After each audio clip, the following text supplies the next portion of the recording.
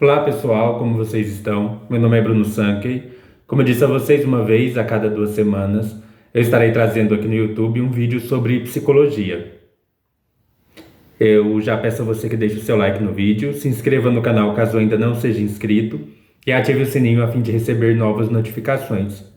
Neste vídeo nós estaremos estudando sobre a primeira tópica freudiana. O que é uma tópica, né? Tópica, a palavra tópico vem de topos no grego, né? Que significa lugar. Lugar, região. E que a gente aprende na psicanálise uma coisa que a gente chama de ficcionalismo rigoroso. Ou seja, a gente cria ficções úteis para compreender a mente humana. A mente humana é um lugar? A mente humana tem lugares? Não. Né? A mente humana, obviamente, não é como se fosse um espaço geométrico onde existe um lugar ali que é uma coisa, outro lugar ali que é outra coisa, outro lugar ali que é outra coisa. Mas a gente faz uso dessa ficção, ou seja, dessa metáfora do lugar, para a gente poder compreender mais ou menos como que a mente opera. Então, quando a gente estiver falando de lugar, de topos, nós estamos falando no sentido metafórico. Aqui pode ser lugar, parte. Então, obviamente, a gente pode falar de partes da mente. A gente pode falar de lugares na mente. Então, por exemplo, você provavelmente aí tem alguma memória. Em que lugar que está a sua memória? Então, vamos supor que você lembra de uma viagem que você fez. Em que lugar que fica a memória dessa viagem? Obviamente, ela não fica num lugar literal. Mas você percebe que, se eu falar para você, lembre de uma viagem, aí você traz a memória de uma viagem à mente. Onde estava essa memória antes de você lembrar dela? Então, obviamente, quando a gente pergunta onde estava essa memória antes de você lembrar dela, a gente está fazendo uma pergunta um tanto metafórica, né? Ela não estava exatamente num lugar físico, mas metaforicamente a gente fala que ela estava em algum lugar da sua mente e você conseguiu trazer isso à tona. Na verdade, quando a gente fala de lugar, a gente está falando mais de operações da mente. E o Freud, ele usava a metáfora do aparelho. Por que a metáfora do aparelho? Né? Se você pegar, nós temos vários aparelhos no corpo. Hoje, na biologia, nós chamamos de sistemas.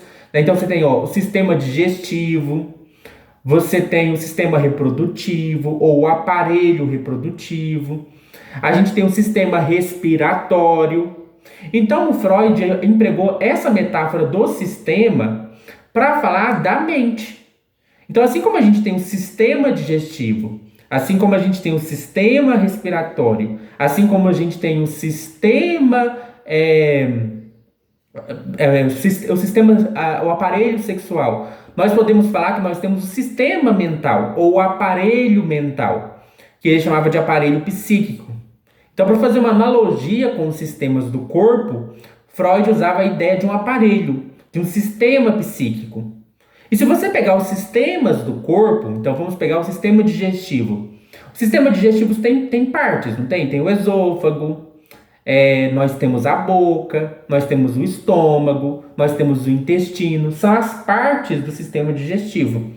Da mesma maneira, o Freud então vai fazer uma metáfora para falar das partes do aparelho psíquico. Então, quando a gente fala de primeira tópica, nós estamos falando da primeira teoria do Freud sobre o aparelho psíquico. Um primeiro mapeamento dos lugares da mente, em sentido metafórico. Por que é sentido metafórico? Pense que no mapa, né? O mapa de uma cidade, por exemplo, eu tenho um mapa de uma cidade. O mapa é a própria cidade? Não, o mapa é uma tentativa de representação gráfica da cidade, que nos ajuda a ter um conhecimento útil sobre a cidade. Da mesma maneira, uma tópica do aparelho psíquico é como se fosse um mapeamento da mente. Não é que a mente é exatamente assim, mas é um mapa que nos permite nos orientar para compreender o funcionamento da mente.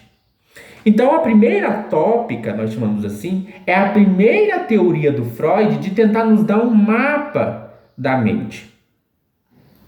E essa é a teoria, esse é o modelo que ele adotou de 1900, quando ele escreve ali a interpretação dos sonhos, até 1915. Então é uma primeira teoria freudiana sobre um mapeamento da mente. Esse mapeamento, essa primeira tópica, também é chamado de modelo topográfico, ou seja, é um modelo sobre os lugares da mente.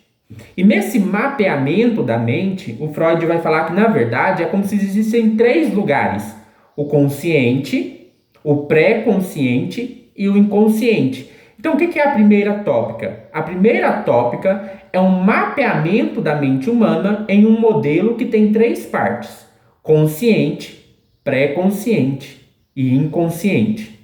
Quer dizer que literalmente consciente, pré-consciente e inconsciente são lugares? Não. Repito, é uma metáfora. Na verdade, eles são mais operações. Então vamos entender o que é o consciente, o que é o pré-consciente e o que é o inconsciente. O consciente é aquilo que está no seu fluxo mental agora. Então, se você está vendo esse vídeo, prestando atenção neste vídeo, neste exato momento está passando pela sua mente eu aqui falando com você. Então, isso que está no seu fluxo imediato de vivência é a sua consciência. A sua consciência é aquilo que você está prestando atenção agora. É aquilo que você está vivenciando agora. É aquilo que está no seu fluxo atual de vivências. Além de fenômenos cognitivos, né, que você tem de, por exemplo, ouvir o que eu estou falando, você também tem uma sensação, né? Você tem uma vivência de uma sensação, que ela pode ser prazerosa ou pode ser desprazerosa. Se você estiver vendo esse vídeo e estiver sendo legal, você pode estar tendo uma sensação prazerosa de assistir o vídeo. No entanto, às vezes tem alguma coisa te incomodando, tá calor, né? Você está vendo o vídeo e tá calor. Essa sensação de calor, né, nesse exato momento que você está tendo, faz parte do seu fluxo de consciência, é uma vivência imediata. E é uma vivência desprazerosa. Então a gente tem fenômenos psíquicos, como as coisas que a gente está vendo, ouvindo, desde que a gente esteja prestando atenção nelas. E a gente tem também as vivências de sensações, como o prazer e o desprazer. Além disso, você tem as excitações sensoriais. Então você tem, por exemplo, a imagem que chega na retina do seu olho, você tem os sons que você está dando atenção agora, você tem o ar, às vezes tem algum cheiro onde você está, mas desde que você esteja prestando atenção. Existem muitas coisas que você está experienciando agora que você não está prestando atenção. Provavelmente tem um tecido da sua camisa te dando uma sensação no seu corpo e que você só presta atenção se eu falo para você. Provavelmente tem coisas no seu ambiente, ao seu redor, que você não está prestando atenção a elas, né? Elas chegam aos seus sentidos, mas você não dá atenção. Por isso, o consciente também está relacionado aos processos atencionais. A consciência é aquilo para o qual a nossa atenção está voltada no momento imediato. No entanto, né, no começo eu dei um exemplo. Eu falei para você lembrar alguma coisa. Então, vamos supor, tem que ser uma memória que você ainda tem ela aí fresca para você. Então eu peço para você, por exemplo, lembrar o que você tomou no café da manhã. E você lembrar, eu tomei um café e comi um pão de queijo. Ora, essa memória, essa lembrança, não estava no seu fluxo imediato de consciência. Você não estava prestando atenção nisso agora. Você não estava dando atenção para isso agora. Então essa memória estava como que guardada ali. Mas quando eu peço para você recordar o que você tomou no café da manhã, facilmente você pega essa memória e traz ela para a sua consciência atual. Então a sua consciência acessa essa memória. Essa memória está facilmente acessível à sua consciência. Aqueles conteúdos mentais que estão facilmente acessíveis à nossa consciência, nós dizemos que eles estão no pré-consciente. Então o pré-consciente diz respeito aos conteúdos facilmente acessíveis à consciência, que são principalmente as nossas memórias que a gente pode facilmente recordar. O que você tomou no café da manhã e tudo mais. Mas o pré-consciente, ele não é passivo, né? Ele trabalha sobre essas memórias. Por isso que uma lembrança de algum evento não é simplesmente uma fotografia do que aconteceu. Toda lembrança, ela é trabalhada. Toda lembrança é uma reconstrução. Nossa memória não recorda o que aconteceu, como aconteceu, mas ela modifica, ela altera o que aconteceu. Mas ainda assim, esses conteúdos mnemônicos, né, conteúdos de memória, que estão facilmente acessíveis à consciência, estão no pré-consciente.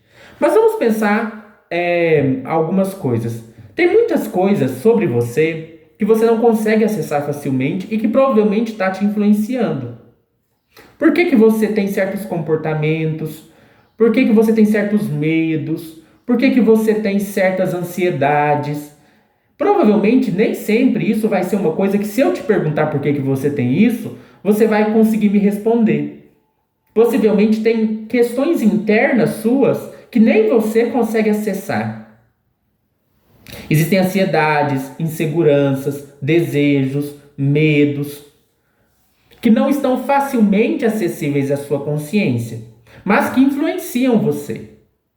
O caso mais dramático e sério sobre isso, né, é o caso de aquelas pessoas que passaram por algum abuso durante a infância, ou seja, passaram por algum abuso sexual, por exemplo. Algumas pessoas, elas simplesmente esquecem completamente o que aconteceu, a mente barra aquilo, porque é uma memória tão dolorosa, é uma vivência tão dolorosa que a própria mente meio que joga aquilo para uma caixinha e deixa aquilo guardado lá. E às vezes nem a própria pessoa lembra do que aconteceu.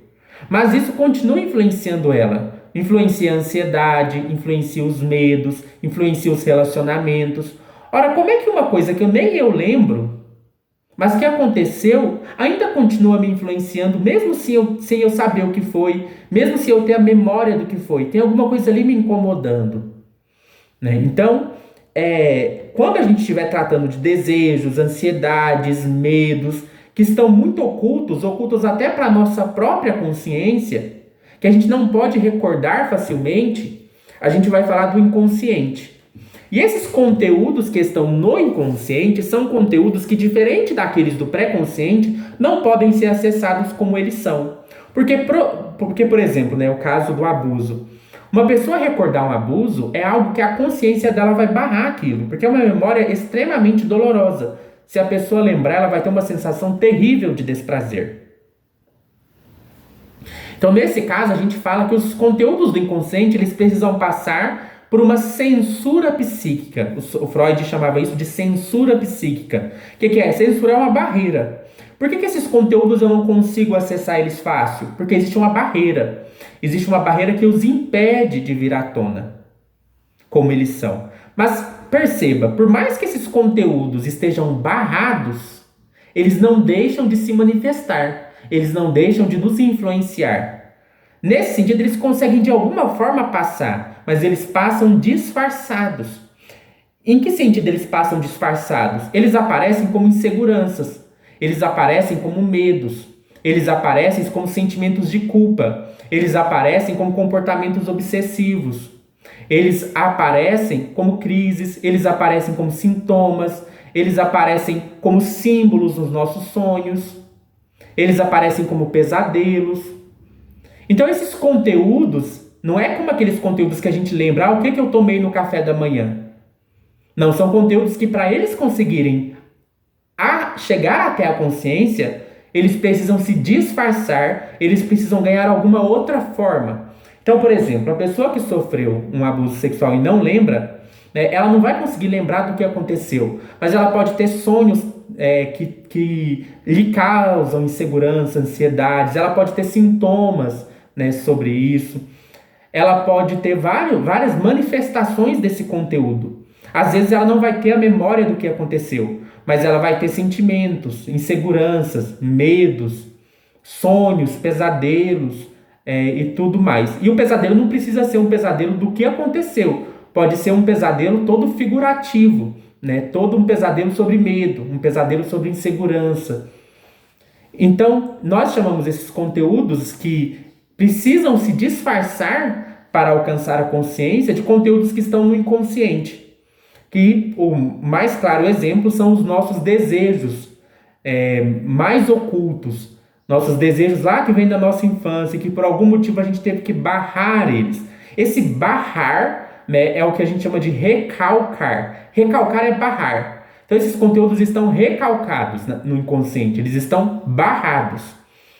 É como se na porta do inconsciente, para tentar passar para a consciência, tivesse um guarda, um policial que fica vigiando. E para esses conteúdos atingir a consciência, eles precisam se disfarçar, eles precisam enganar o guarda. Então, para eles terem alguma manifestação, eles precisam ganhar outras formas. E aí é a forma do sintoma, é a forma dos sonhos, dos pesadelos, dos medos, das inseguranças.